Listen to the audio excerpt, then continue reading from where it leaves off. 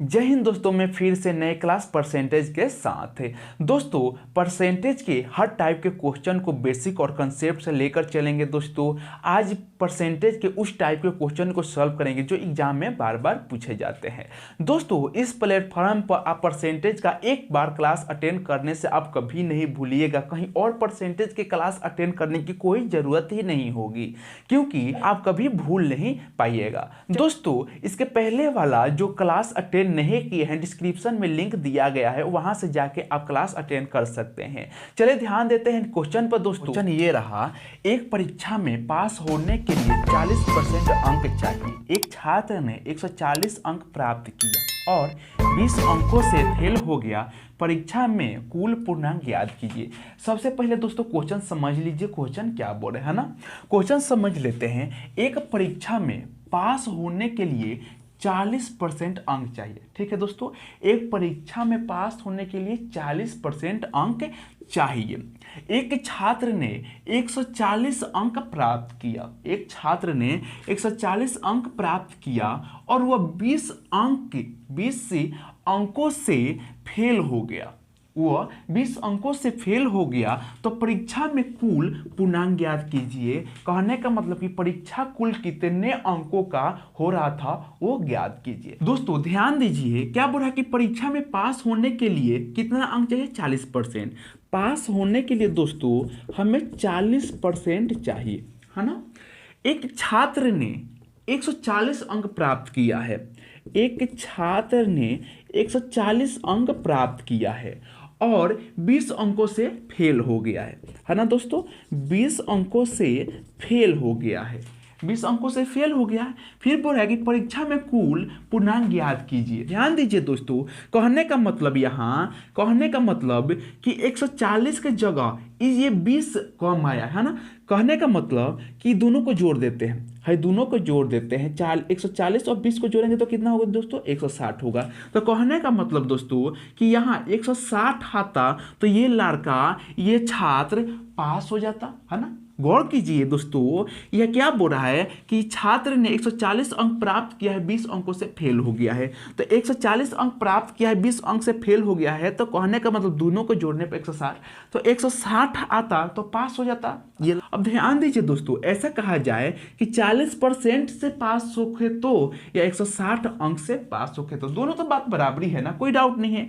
ऐसे कहा दिया जाए कि 40% से पास हो या 160 अंक से पास हो, कोई डाउट नहीं है ना। अब निकाल लेते हैं 1% का। क्या होगा? 160/40 मल्टीप्लाई 100। पूछोगे कि सर यहाँ पे हम मल्टीप्लाई 100 क्यों देंगे, क्योंकि परसेंटेज भी नहीं निकाला है, क्यों देंगे मल्टीप्लाई 100? दोस्तों क्या बोले कि परीक्षा में कुल पूछ रहा है ना, कुल पूछ रहा है तो हम किसी भी अंक को क्या लेकर चलते हैं? 100% मानकर चलते हैं ना। किसी भी अंक को क्या मान के चलते हैं हम? 100% मान के चलते हैं, है ना। 100% मान के चलते हैं, इसीलिए हम 100 दिए हैं। कोई डाउट क्लियर दोस्तों, है ना। अब क्या होगा? ये तो कट जाएगा ना, 4 चौका 16 कट गया। कितना होगा दोस्तों? 4 में 100 से मल्टीप्लाई करेंगे 400, तो कितना कुल पूर्णांक कितनी होगी दोस्तों? कुल अंक कितनी होगी?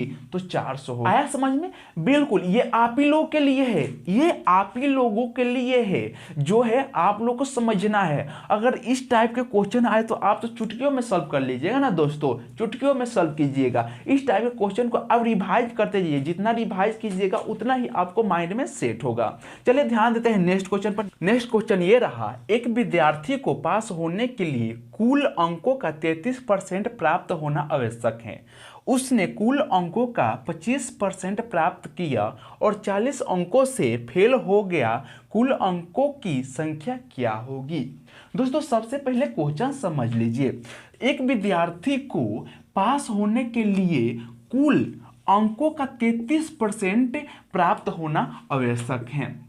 उसने कुल अंकों का 25% प्राप्त किया है और 40 अंकों से फेल हो गया है, तो कुल अंकों की संख्या क्या होगी? ध्यान दीजिए दोस्तों, मान लीजिए कुल अंक कितनी है दोस्तों? तो कुल अंक 100% है। हम क्या बोले हैं कि कुल अंक हम 100% लेकर चलते हैं। तो दोस्तों विद्यार्थी को पास होने के लिए हमें 33% की आवश्यक है। विद्यार्थी को पास होने के लिए 33% की औसत है, लेकिन एक विद्यार्थी ने 25% रिसीव किया है, 25% रिसीव किया है ना दोस्तों, 25% प्राप्त किया है, और ये 40 अंकों से फेल हो जाता है, 40 अंकों से फेल हो जाता है। कोई डाउट दोस्तों? 40 अंकों से फेल हो जाता है। विद्यार्थी को पास होने के लिए 33% की आवश्यक है। एक विद्यार्थी ने 25% प्राप्त किया है और 40 अंकों से फेल हो जाता है। फिर पूछ रहा है कुल अंकों की संख्या क्या होगी। ध्यान दीजिए, इन दोनों में हम माइनस कर देते हैं तो क्या हो जाएगा दोस्तों? 8%। इन दोनों का अंतराल क्या होगा दोस्तों? 8%। ऐसा कहा जाएगा 8% से फेल हुआ है या 40 अंक से फेल हुआ है, दोनों तो बात बराबर है ना दोस्तों। तो हम ऐसे कर लेते हैं ना दोस्तों, ये 8% बराबर 40, दोनों तो बात बराबर है, कोई डाउट नहीं। हम 1% का निकाल लेते हैं, क्या होगा दोस्तों?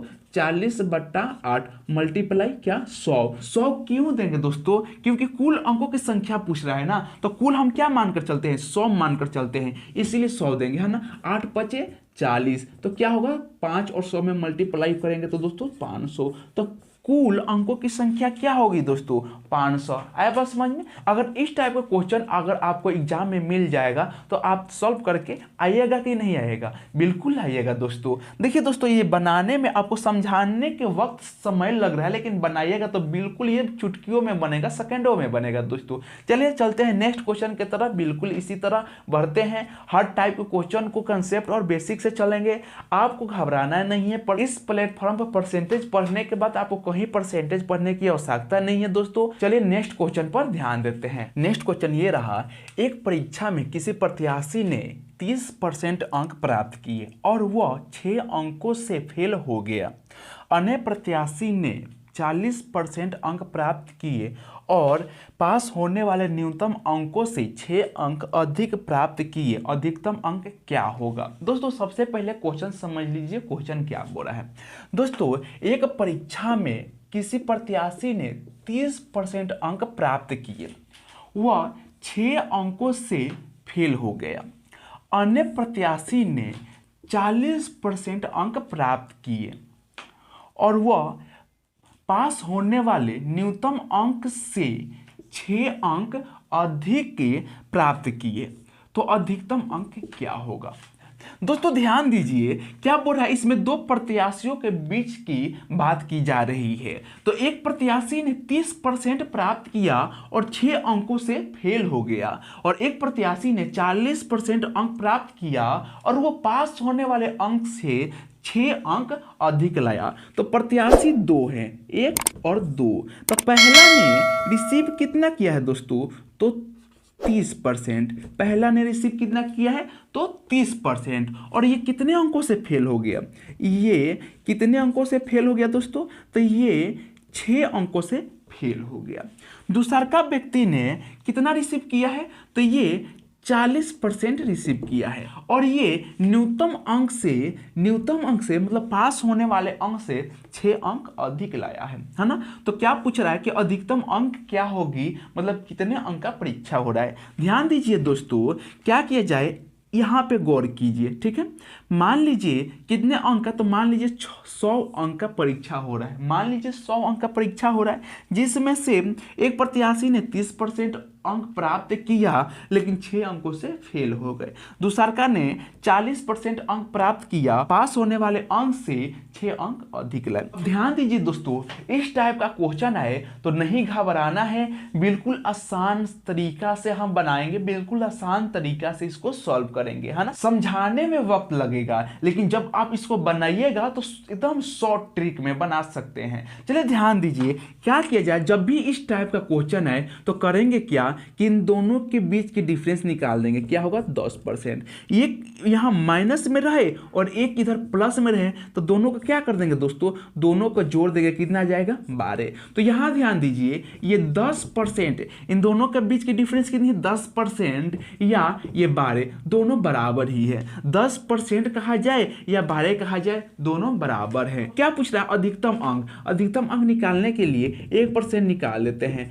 12 बटा कितना? 10 मल्टीप्लाई 100 क्या होता है। अब बोलोगे सर 100 कहाँ से मल्टीप्लाई कर दिए, कोनो परसेंटेज थोड़ी ना निकालना है। हाँ सही है, परसेंटेज नहीं निकालना है, हमें क्या निकालना है, अधिकतम अंक निकालना है, मतलब कि परीक्षा कितने अंक का हो रहा है उसका टोटल अंक निकालना है। तो दोस्तों हम किसी भी चीज को मानकर 100% लेकर चलते हैं ना, इसीलिए हम 100 से मल्टीप्लाई कर रहे हैं। कोई डाउट दोस्तों। अब क्या हो जाएगा, 10 दहिया 100। अब क्या होगा, 12 में 10 से मल्टीप्लाई करेंगे 120, तो कितने अंक का अधिकतम अंक क्या होगा दोस्तों, 120 होगा। कोई डाउट। बिल्कुल इसी तरह हम हर क्वेश्चन को कंसेप्ट से और बेसिक से लेकर सॉल्व करेंगे, है ना। बिल्कुल कोई दिक्कत नहीं होगी, जरा सा भी डाउट नहीं होगा। दोस्तों मैं गारंटी दे रहा हूं कि इस प्लेटफॉर्म पर परसेंटेज पढ़ने के बाद आपको कहीं और परसेंटेज पढ़ने की जरूरत ही नहीं पड़ेगी आपको और परसेंटेज पढ़ने की, क्योंकि इस प्लेटफॉर्म पर परसेंटेज का हर क्वेश्चन का टाइप लेकर आ रहे हैं। बिल्कुल आप टेंशन मत लीजिए, बस क्लास अटेंड करते रहिए।